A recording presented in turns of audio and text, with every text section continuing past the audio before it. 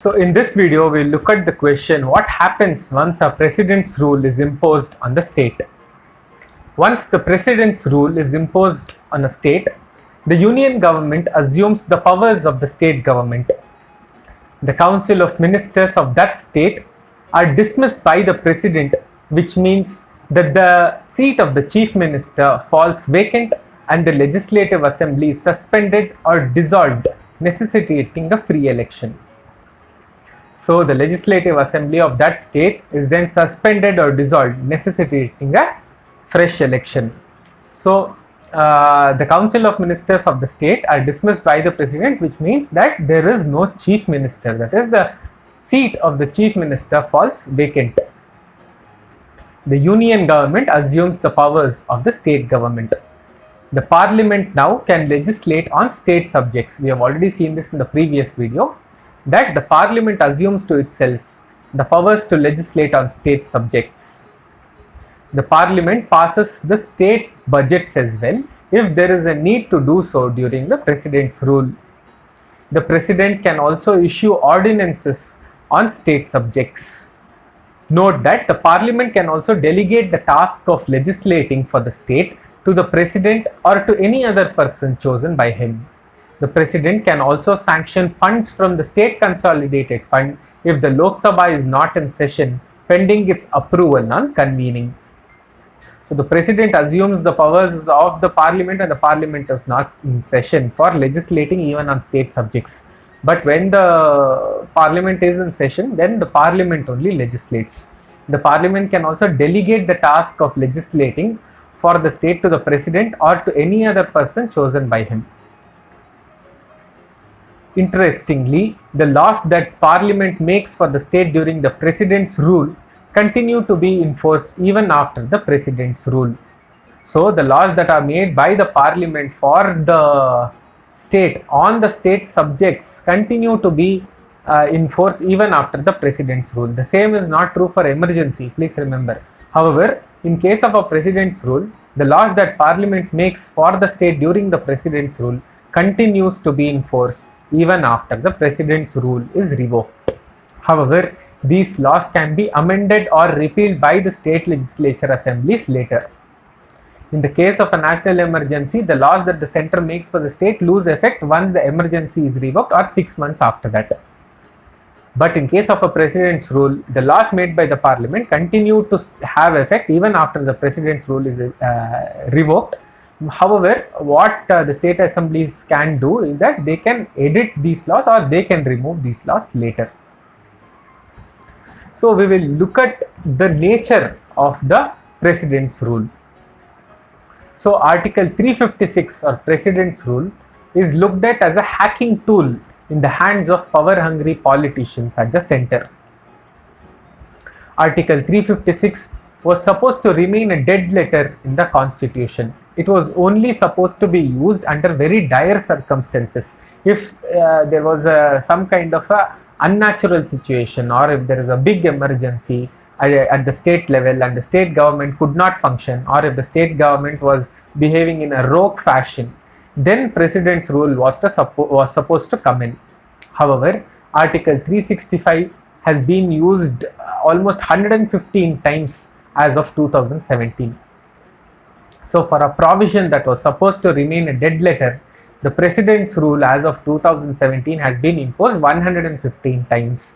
The most of it having been done through the regime of Jawaharlal Nehru and Indira Gandhi again. So arbitrary imposition of president's rule has been an unfortunate feature of administration in India. I repeat, arbitrary imposition of president's rule has been an unfortunate feature of administration in India.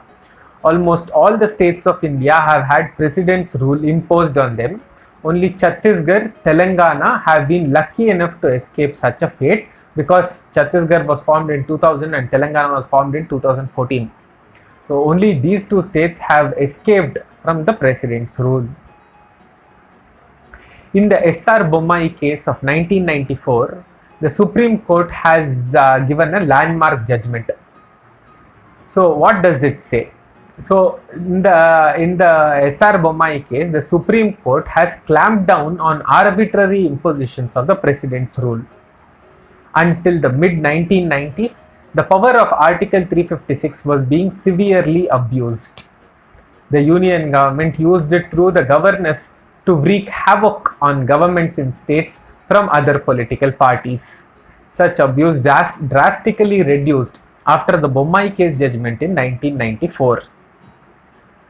So till 1994, Article 356 was being wantonly used, and please remember, almost till 1996 you had no other major government at the center apart from Congress. So from 1950, if you see, then the only change of government came in 1978. That was the Morarji Desai's government, and then again from 1980 to 1989 you had Congress. Then again from 91 you had Congress till 96.